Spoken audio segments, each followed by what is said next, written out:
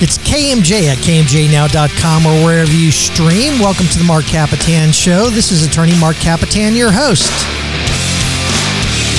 Today's show is brought to you by the Kapetan Brothers Law Firm. We've been serving the Central Valley since 1995. If you or anybody you know has been injured in an auto accident, a truck accident, or a motorcycle accident, give us a call at 559-498-8000. Or if you're cited for a criminal offense or been arrested, go ahead and give us a call at 559-498-8000. That's Kapetan Brothers, 559-498-8000, Kapetan Brothers. We're the Valley's law firm. Hey, folks, today's show is, listen, okay, we're going to go straight to breaking news. Ready? And I'll tell you about our sponsor right after this. Warren, you're here with us. We're going to announce you in a little bit, but breaking news from Blake Taylor, who just came in and told me the Marc Kapetan Show is now number one in our time slot. We have an 11 share. An 11 share, folks, is huge. Warren, you know from radio and TV, an 11 share is huge. That's fantastic. Congratulations. Yeah. We've had the number one in certain spots and certain demographics, but we are number one with an 11 share. That is blows the doors off any other radio show at noon on Saturdays. So I appreciate that, Warren. The Warren that we're going to talk about is coming up here in a little bit. Hey, thanks to our sponsor, Sherlock Realty, and thank you, Marcelo Taylor, for being the producer of the show. So I could not have done it without you. So Sherlock Realty, if you're searching for a new home, turn to my friend Victoria Sherlock at Sherlock Realty. She's a pro at selling your home, or if you're looking to buy a new home, she knows how to find you the right home at the right price. So call 559-289-4669, 289-4669, Sherlock Realty, the clue to finding your next home. Folks, you heard that voice and you may recognize it. A few generations have passed since I've been a kid, and changes in social culture is sort of striking. In my day, every night before the Johnny Carson show, the whole family sat around the living room television set. It was fixed on the local news station to catch the news of the day. There were familiar faces on national news, such as Walter Cronkite, David Brinkley, Peter Jennings, and locally there were names like John Wallace, Karen Humphrey. But some 4 decades ago, a fresh-faced, handsome young broadcaster joined. What was it, Nancy Osborne you joined? In 2000, yes, it was Nancy Osborne at 5 and Kate Mistel at 6 o'clock. Wow. Yeah. So this fresh face came to Fresno. This could have been any other news anchor passing through the Fresno market onto the big city lights of a major market. But some 40 years later, my next guest has become the face of television news here in Fresno. And though we see him every night as a familiar friend and a trusted confidant who provides us the latest happenings of the day, in fact, we know so little about him. Never have I had, by the way, more anticipation from listeners of this show and from everybody here at KMJ today as I'm walking around introducing him to everybody. Never have I had more anticipation to have a guest on this show. Everybody wants to know about Warren, so you know who I'm talking about now. So I'd like to welcome to the Marc Kapetan Show from our new KMJ affiliate and broadcasting partner, Channel 30, ABC News, anchor of Live at 5, Live at 6, Live at 11, Warren Armstrong. So welcome, Warren. Thank you very much, Mark. Good afternoon to you. And hi, everybody. It's nice to be with you. Thank you. Hey, listen, is that a professional voice, Marcelo? My gosh. Wow. Makes me sound like a titmouse. Not at all. Warren, all right, 40 years, we know nothing about you, and we try to research. It's all been out there. Come on. Please tell me like you were the head of a motorcycle gang or something like that, because, I mean, is that on purpose that you've kept yourself sort of anonymous? Listen, I know you do a ton of public charity and stuff like that, and a ton of activities, but people don't know you personally other than that face on TV. Well, I guess to answer that, I've certainly been around and have been in the Fresno area for a long time, and California for a long time, and of course back in Ohio before that. I'm just, a news guy, a husband, a father, and focused on what I do and enjoy our community. And I appreciate all the feedback that I get from everybody in this community. But I see, and even that answer is just, you were just so nice when it comes to that kind of stuff too. And I don't mean to put you on the spot, but you don't see anything controversial. You don't see anything too political. Is it designed by you, or is it the nature of the beast of the type of job that you have being an anchor that, listen, I'm going to talk about the news, but that's about it. I'm going to keep hands off or mouth off everything else? Every now and then I'll throw in a little comment about, hey, my kids did this, or gee, we went there over the weekend and we had a great time, or something like that, or I really enjoy going to this restaurant or something like that. But for the most part, I have geared my career into doing my job and living by the ethics that I was taught a long time ago. And that's, being fair, being concise, being factual, being accurate, and focusing on that. And again, the news is not about me. The news is about the people I'm reporting on, or the events that took place in our community, or the events that took place around the world. If suddenly I become the news, then I'm not doing my job. Let me ask you this. Mm-hmm. When you talk about ethics, are you talking about professional ethics, or are you talking about someone in your past that taught you an ethic? And I got to say this, it would be my dad. As far as ethics were concerned, love of country, love of family, all that kind of stuff, doing right by a fellow man. So is there something deeper to that? Did it come from before you being a journalist, or part of the journalism? Well, certainly I have professional ethics that I live by, but long ago, my folks certainly instilled upon me a strong work ethic. I was a knucklehead teenager, just like everybody else. I did stupid stuff. But publicly, what's the dumbest thing? And you don't have to say specifically, but I don't find you as a knucklehead at all. Okay. You didn't know me when I was 17. Were you in any way trouble? No, not at all. Okay. I did stupid stuff as a kid, that kind of thing. Yeah. As my old friends and I like to say, we dodged some bullets. Daring? Not getting into some daring things we would try, just because that's what we did as kids. Whether you got into a fight, or I had a friend who used to hop train cars all the time and ride around the state of Ohio, and racing in cars and that kind of thing. Right. But for the most part, I think I was also that kid that was like, oh, geez, I don't want to get in trouble. If I get in trouble, I'm going to be in big trouble. The dad and mom are going to lay down the hammer, and I won't get anywhere in school. I saw a lot of kids who were troubled, who were having problems, and there was certainly a rebellion time for me. It was short-lived, that's for sure. Yeah. I had my one trouble around. Well, not one trouble. I had a lot of troubles, but around 13, like a major thing. Where the police and everything came, type thing. And my dad, it was the first time that he actually sat down with me as an adult, and we talked about ethics, we talked about family, we talked about family name, which was a very important thing. And I got to say, that stuck with me ever since then. And I'm so glad it happened at 13 years old. It was basically, breaking into a house type thing. Sorry, Marcella's looking at me like, I thought you would never do anything, Mark. It was some empty hotel room or something like that. I can't really remember. But so did you have that type of parent? Were they religious? Were they? Did you have that relationship? I know you had a father and a stepfather that you highly tout in your comments on Facebook. Well, for starters, my mom and dad both grew up poor. My dad in upstate New York, one of 14 children.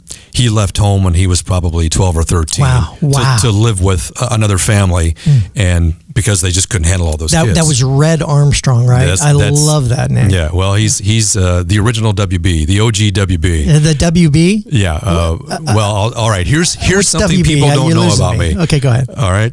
If you want some real dirt, my name is Warren Bakewell Armstrong Jr. Oh. My dad is the original, and my oldest son is number 3. Warren Bakewell was your original Bakewell. name. It's an old Scottish family name. We think it means Bubba in Scottish, but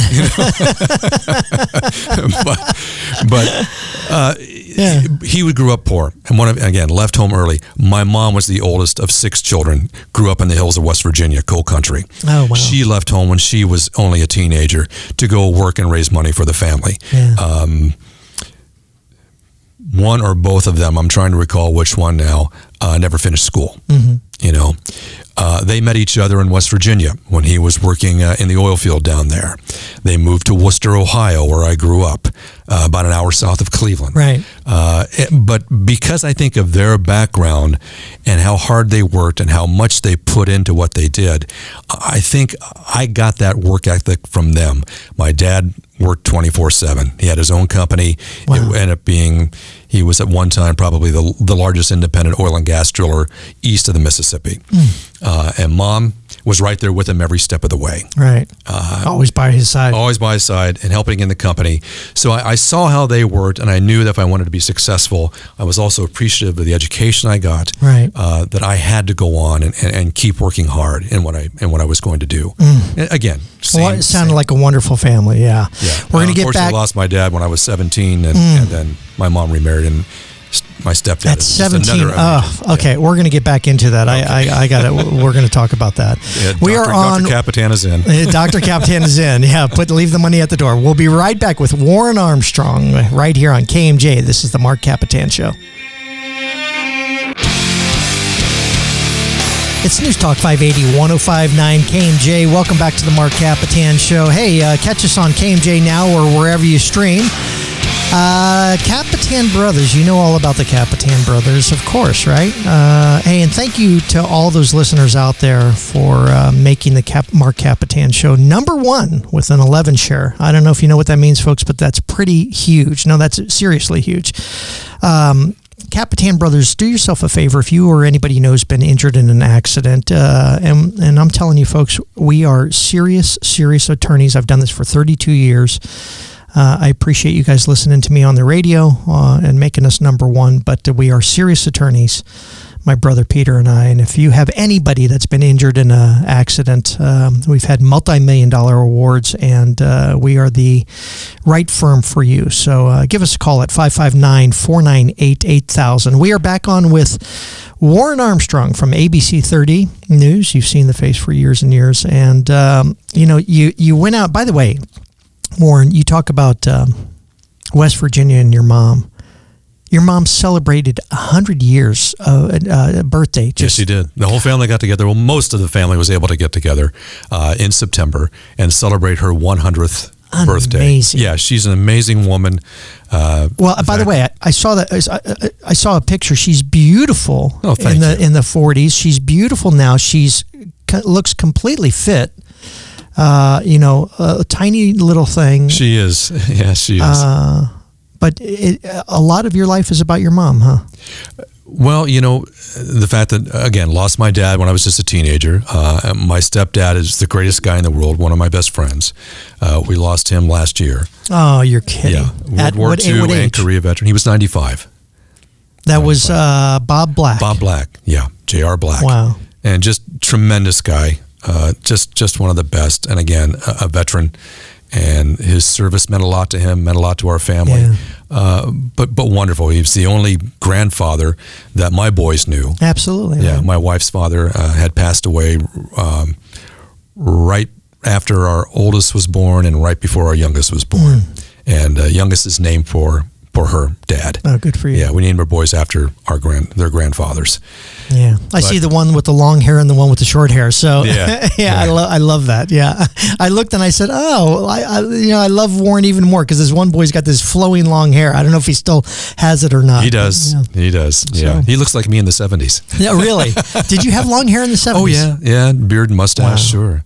Okay, sure. So Dad passes at 17. You can't get any more. I was 22 at the time.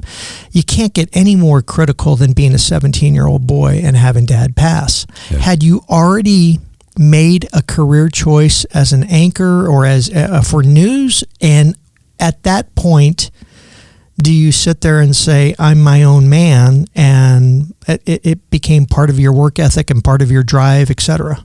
Or was it a debilitating thing? It was, my dad was sick for a number of years before he did pass. With what? Emphysema. Oh, wow. He suffered from lung disease, emphysema, and then finally heart condition took him because of all this, the strain on his body from all of that, ruptured aorta. So I had seen him deteriorate for years, and that was tough, and trying to deal with that. But he was still my dad, you know. Still loved him, and he was still strong and still cantankerous. Yeah. And through all that. But I had made, I think, in my mind, probably a career decision back when I was even maybe in elementary or junior high. I knew I was headed for something that was going to be in broadcasting one way or another.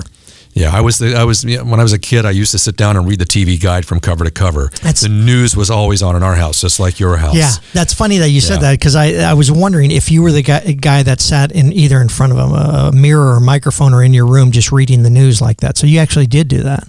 A little bit of that, but I not read it out loud. But I knew what every show was going to be on. Bonanza's on tonight at 9:00, and tell Dad and that kind of stuff. I knew everything about that. But I was always absorbing what was going on. Think about when we grew up, at least for me, in the 60s and the 70s, those years, and what was going on in the country and around the world. I was fascinated by what was happening. I had a love of history. I had a love of broadcasting, and I saw I could make this marriage and put the two together. What a great thing that I could do, and go out there and be able to report to people and tell people about what I was seeing in the world and how it related to their world. I had a love of history just because we grew up in North Carolina and in Washington, D.C. and Virginia and stuff like that. And so I used to love it. I thought for sure I was going to be a history major, but you actually saw that. Do you keep up with that? Are you a news junkie in the sense of everybody, you could see the crazy shows. We were just looking at the poster of Anchorman, where they're reading the prompter, but they're not absorbing any of it. Are you current on all your events? It's not just a matter of reading the news, but how much do you produce of the news for your own stories? How much do you retain, and how much of a junkie are you when it comes to news? I would say our whole family, we're all news junkies. Really? My wife's a former producer. Producer. I didn't know that. Yeah, and producer is the person who puts the newscast together and also writes a lot of the newscast. I didn't know that until I got a radio show. Someone suggested I get a producer, so thanks. She was awesome behind the scenes, you bet. But from the morning, I roll over in bed and get at least one eye open. I'm seeing what the headlines are. I'm seeing what's going on. I'm looking at my phone, and that's from morning, noon, and night till I go to bed. And we're constantly absorbing. And I do handle some of the writing for the newscast. There's only so much I can do. We do a lot of news, but I'm certainly looking over everything unless it's a breaking news story and it's coming into me cold that I haven't had a chance. When I say cold, that I haven't had a chance to look at it. Yeah. I try to look at everything we do. I'll tell you, about 2-3 years ago, because people ask me now, hey, did you see that, the most horrific whatever case, blah, blah, blah. And I'll be like, no, about 2-3 years ago, I started turning it off. I started turning it back on about 6 months ago, the news. At some point in your life, do you sit there and say, God, I'm overwhelmed with it. I have to turn it off? Probably the time it hit me the very hardest is when our oldest son was born. And he was born in 1996. And we had just moved to Sacramento from Fresno. I was working at Channel 47 at the time. When I went to go work in Sacramento for a station there, it was time to grow, time to expand, time to see what I could do with my career. Right. Every story we had that night, every other night, was something horrible that people were doing to children. And I would come home every night and just stand over his crib for a while and sing to him and just look at him. I mean, he was asleep, but I just how can anybody do this to children? And that's always affected me. The stories about things that are happening to children probably affect me the greatest of all. And that just kind of blew my mind back then. It was horrible. My dad, my brother Peter, when he had his first kid, asked my dad, he goes, Dad, when do you stop worrying? He goes, what do you mean, when do you stop worrying? Mm-hmm. You counted that the baby has 10 toes and 10 fingers. Yeah, okay. You don't. That's when the worrying starts, and it never ends. Oh, no. And we've told people the same thing. You'll never stop. When they're, my boys are now 27 and 24, and we never stop worrying about them. What are their names? Well, the oldest is he goes by Baker. That's his nickname. Everybody knows him as Baker, but he's Warren III. And the youngest is Oliver. Oliver, what do they do? The oldest is now working at, Here's a guy with a college degree in psychology, and he works at Save Mart because the pandemic hit, and he was working there part-time to get himself through school, and he's now moved up into management. Make the money however you can. And does very well, is very good at what he does. And tell everybody in the next 10 seconds who the Golden Girls are. The Golden Girls are Bonnie and Penny. They are my 2 golden retrievers. And I better mention what my youngest son does. Yeah, youngest Oliver works at Valley PBS. Oh, good for him. As a production specialist. So he's following after Dad. Yeah. This is Warren Armstrong on the Marc Kapetan Show. We'll be right back after this on KMJ.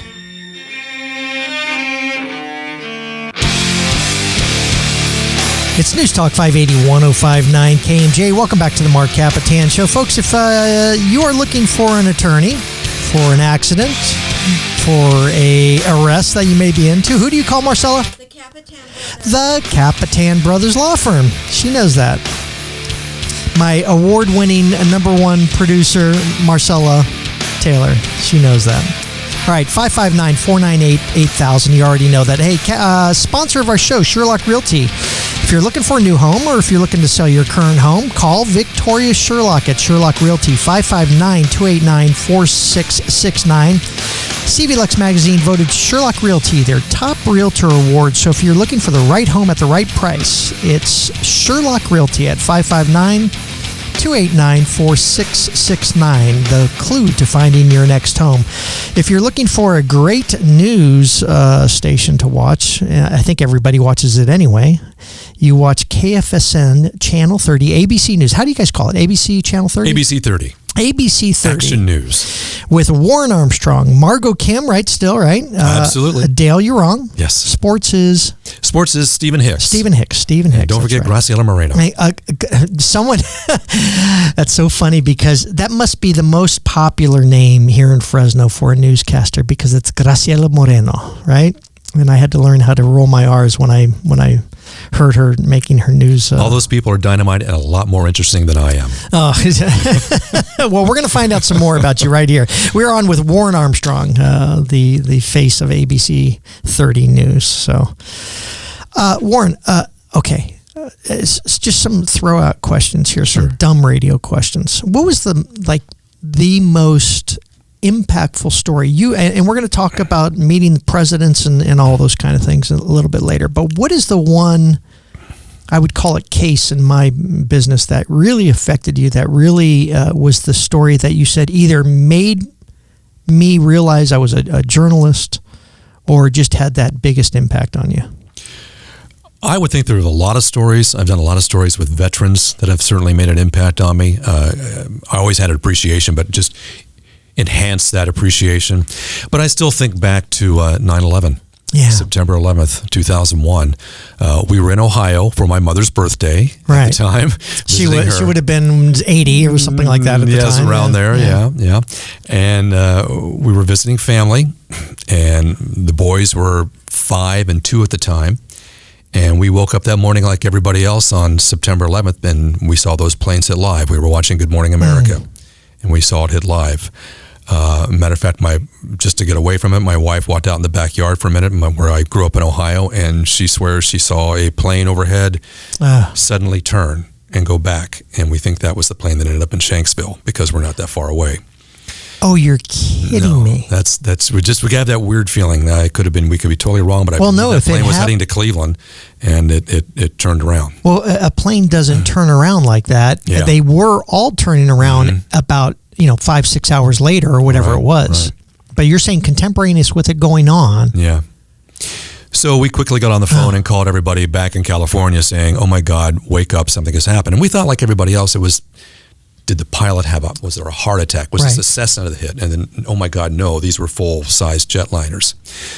So obviously the horror and the tragedy and everything that was going on was very impactful. But knowing that I was in Ohio and missing the biggest story possibly of my career, I've got to get back to California. That was the next question I was going to ask you, because at some point does the job kick in and you say, I am literally missing the most important thing ever? Yeah, obviously my safety of my family was number one, but I got to get back and I've got to get on the air. I've got to get back and do my job.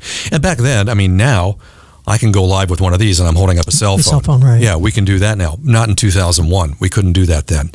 So we packed up the kids in the rented minivan that we got out of the Cleveland airport. Lucky you did. Yeah. And bought them, ran to Walmart, got supplies, bought them a little TV with a VCR. They watched Star Wars all the way across the country, and we hit the road. And we drove for several days until we finally got back to Fresno so I could get on the air. But my problem was, again, not having a cell phone. Right. We had a small Instamatic camera, and I had a notepad. And so I logged everything that took place during the trip. We took pictures. I wrote down about what happened so that when we got back to Fresno, I could tell everybody why I was gone, where I was during this monumental story and this horrible attack on our country, to explain why I was gone and what I saw, what my family saw coming across the country just days after the attack. So you had a snapshot basically of America. Right. And that's what Driving I call back. it. USA Snapshots was the really? story. Yeah. We saw everything from the first night. We got so far into Indiana, I think. Again, we had two little ones. We had to stop, change diapers. Right. Had to get them food, had to make sure that they were taken care of. We couldn't just drive it nonstop. There was a car show in Indiana we passed by where it was a Corvette car show. And talk about American muscle. There it was on display, and every car had an American flag, and people were proud about what was going on.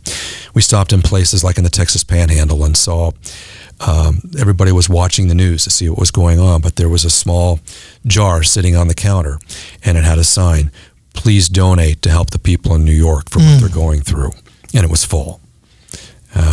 So you didn't see basically fear and suffering or worry, etc. You saw Americans who were basically stating, we're going to put out every bit of Americana that we can, including charity, including car shows, including getting back with life as a powerful American spirit. We saw unity. That's what I saw. There were we would pass trucks on the way through the Ozarks, and there were American flags flying strong and proud. Yeah, right. We stopped in, I think our last stop was in Barstow, and every car in that parking lot of the hotel we were at were from a different part of the country, where other people were in the same boat trying to get back to where they needed to be. People from all over the country were there. But it was certainly, and then finally, driving up 99 and into Fresno and still seeing the same thing, American flags flying proud and free.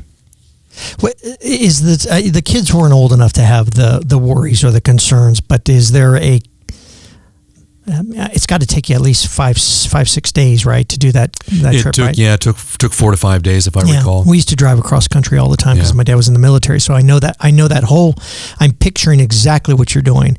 Is there just constant conversation between you and your wife as to life, as to what we do next, as to whether this is... Well, it was all very surreal.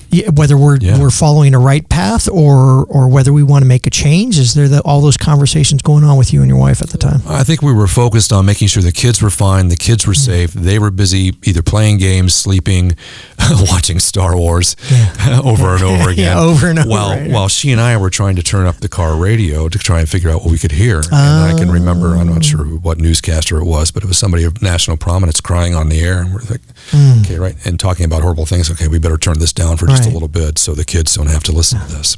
It takes me back to the time driving cross country. We had a little black and white TV, a little Sony, that you would drive into town and the antenna would be up, and you would get about service or whatever you call it, the TV wave basically for about 20 minutes, and then you drive out of town and it'd go away. So the rest of the time we were singing songs. Or playing auto bingo. Yeah, right. No, they didn't have that either. Yeah, I know what you're talking about though. Okay. Also, another big story for you was, you know what? I'm going to cut that. We're going to go straight to a break. All right. We've been reminiscing and talking about very important things with Warren Armstrong from ABC 30. This is the Marc Kapetan Show. We'll be right back after this. It's News Talk 580, 105.9 KMJ. Welcome back to the Marc Kapetan Show. Folks, if you are looking for a great concert, go to AmericanMadeConcerts.com. American Made Concerts, always putting out the best in rock and roll here in Fresno. AmericanMadeConcerts.com, one of our new sponsors. Also, the Kapetan Brothers, you already know us, so we're going to get right back into it with Warren Armstrong. Kapetan Brothers, though, if you're looking for a great set of attorneys, and me included, I'm going to pat myself on the back there. Go to thanks. Then Warren says good. I should pat myself, right? Right, Warren? Here, here. Here, here. Thank you. Kapetan Brothers, 559-498-8000. Thanks to all the listeners for making the Marc Kapetan Show number one in its time slot, noon on Saturdays. 11 share Marcella. How about that, Marcella? Marcella, would you like to say a few words? No. She's like, no. Marcella should be cheering. No, she's cheering. Believe me, I can see the smile on her face. She's very, very happy. She loves all the success that she and I have gone through all these years. So I appreciate it. Marcella Solorio Taylor, my producer. We're back on with Warren Armstrong from ABC 30 News at 5, News at 6. Okay, that's what I wanted to ask you. News at 5, News at 6, News at 11. Mm-hmm. You seem to have this wonderful family, and you talk about your sons and the golden retrievers and your wife, etc. But school ends when they were younger at 3 o'clock or so. Yeah. And you're doing News at 5, News at 6, News at 11. Right. So how do you, is family for you just on the weekends? I mean, I know how you would be. You're probably a father throughout the whole time and making whatever time to go to the games, et cetera, et cetera. Right. I made it a priority that Dad needed to roll out of bed despite what hour it was to see the boys in the morning, because that would be sometimes the only time I would get to see them and check in with them. And of course, I would check in during the day when I was at work. And it was they were very accommodating when I first got to ABC 30, because they knew I had young ones. So after the 6 o'clock newscast, I'd break away for an hour, run home, and have a quick dinner with everybody, run back. I would try and do that 2 or 3 nights a week. Or if I knew there was a game, hey, my kids have something going on, especially my oldest was a great swimmer and water polo player at Bullard. My youngest was in theater and the arts at Roosevelt. So I'm going to slip out and catch part of the performance, and I'll be right back. Right. But I'm also not one of those anchors who just walk in and do the news. I'm hands-on, and so is every other anchor at ABC 30. So I had to prioritize how I worked that. But being able to get home and seeing them, and then constantly getting phone calls and finding out what was going on, and being involved in their life was really, really important. And the bosses were good about it. Yeah, very accommodating. I greatly appreciate that with my employer. We've always done that with our staff at the office. It's always, listen, family's more important. We'll handle the clients, but family's important, so we get it. All right, but what's important to you? And I know one of the things that's important to you is music. You say the music of Jimmy Buffett, when you're speaking on Facebook about Jimmy Buffett's passing, his music always lifted my spirits. It was my summer soundtrack. I love that. Did you ever see him live? No. And that's one of the big regrets, is not seeing Jimmy live. I do have concert videos and a lot of concert CDs and albums, but never got there. A good friend of mine was also a parrot head and really wanted to say, come on, we got to go in Southern California. We got to go. And we never made it. And that's a huge regret. Yeah. We always thought we'd make it and get down there and see him live. But yeah, just again, one of those artists that have been with you throughout the decades. Yeah. And it is. My brother Peter's favorite, Jimmy Buffett, sings all the songs. One of the first songs on guitar that his son learned was a Jimmy Buffett song. I think Pencil Thin Mustache. When I was a kid, I used to play Stars Fell on Alabama on piano, which Jimmy Buffett redid on one of his albums. Nice. You remember? Yeah, I don't know if you remember it, but Stars on the Water is coming to me. No. That's Stars Fell in Alabama. Moonlight and magnolia, starlight in your hair. All the world's a dream come true. All the world's a dream come true for you, Warren. Yeah. Other favorite bands? My number one favorite band for more than 50 years, the Doobie Brothers. Oh, of course. My favorite band of all time. I saw the 50-year anniversary tour when they came through. And, of course, Tommy Johnson, the longtime lead guitarist, singer, songwriter, is from Visalia. Well, Oh, yes, you're right. Exactly. I didn't know that until just about a year ago. So let me ask you, was it Tommy Johnson or was it Michael McDonald, Doobies Brothers, that you loved? Both. All of them. Yeah. I no politics. You're going to choose them both. No, not at all. To me, it just, it segued into the more the R&B, soul, and pop Doobies, but then they would throw on an album track that they would just rock and roll. Like on Minute by Minute is the song Don't Stop to Watch the Wheels, which is a throwback to the old Doobies sound that Pat Simmons wrote. It's a great song, and they keep throwing it out. And of course, these guys are still touring, still together. I know. It's amazing. And when you see them all together and you see those different genres, eras of the music blending in a concert, it makes sense.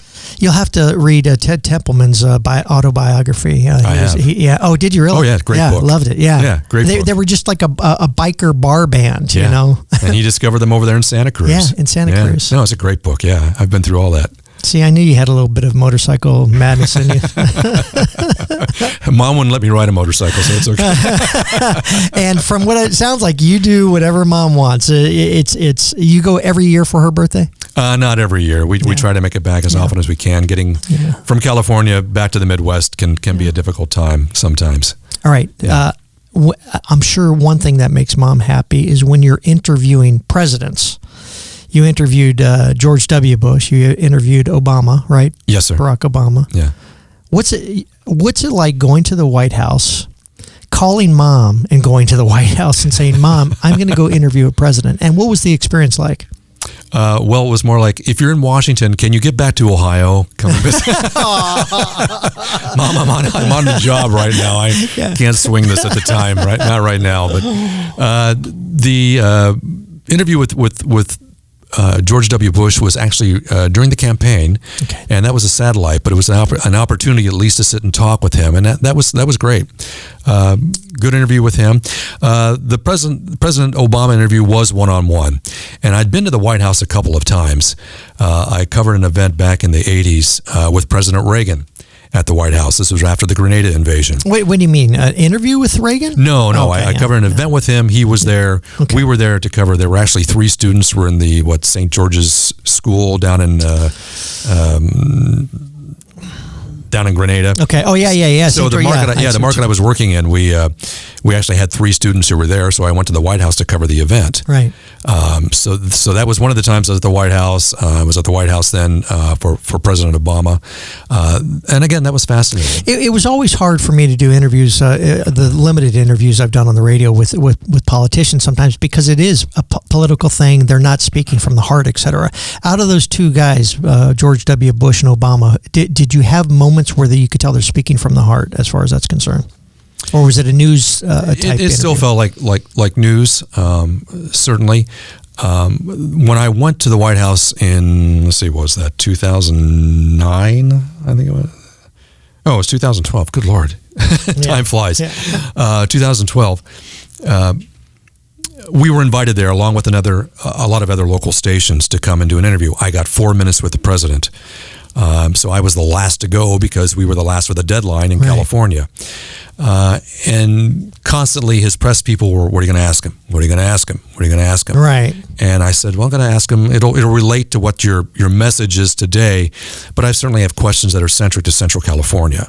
And that's what I want to talk about. And I wouldn't give him the questions. That's part of what I do. And you didn't? No, I did not. I did not give him questions. But I said it will relate to what you're talking about today, which was a lot of rural programs that they were working on. But I had to really dig deep because I was trying to think, what did people back here want to know? I tried to get feedback, and I knew I only had a short amount of time. And at that time, I really felt the number one question had to be, there was a growing perception here in Central California that his administration was either not aware, didn't care, or had no knowledge of the problems that were happening. The water issues and things of that nature. Water issue, you name it. Water issue, teenage pregnancy, economy, crime, et cetera, et cetera. The list went on and on. Right. And the fact is that he had made numerous trips to California, but had never stepped foot in Central California. I don't think any of the presidents have ever really, been that focused on the Central Valley, where he seemed to be an island here in California. But just ask him, what about coming here? What about focusing on those problems? Are you aware of what's taking place here? Yeah. And got an answer on that. more importantly, Peter Frampton and Paul Rogers. You interviewed two of my favorites, Peter Frampton and Paul Rogers. I had a Bad Company tribute band for a while. Oh, no kidding. And Peter Frampton played our club back in the day. I've always loved him. Much more interesting interviews for you? A lot of fun. Certainly as a guy who loves old rock, classic rock and roll, and getting to meet these guys and spend a little time with them. Frampton was just a delight. Yeah, I can imagine. He really was. And you probably grew up with it. I grew up with it. Frampton Comes Alive absolutely. It was issued to everybody, I think, back in 1976. It was the summer soundtrack of my life in 1976 or whatever that was, 77 or so, by the pool in North Carolina, Jacksonville, North Carolina. So I get what you mean. Warren Armstrong from Channel 30, ABC 30, the face of Fresno, I'd like to say. Thanks for being on the show. My pleasure, and I want to say thank you to you for inviting me. Thank you to everybody in Central California who has made ABC 30 #1 for decades and has been, again, this community has been very, very good to myself and to my family. And here we are at the season of giving. So, folks, just think about our community, and if you got an extra buck or two, help out with so many of the nonprofits that need help this time of year, and so many people in our community who do need help. Yeah, beautiful words from Warren Armstrong. All right, we'll see you next week on the Marc Kapetan Show. This is KMJ.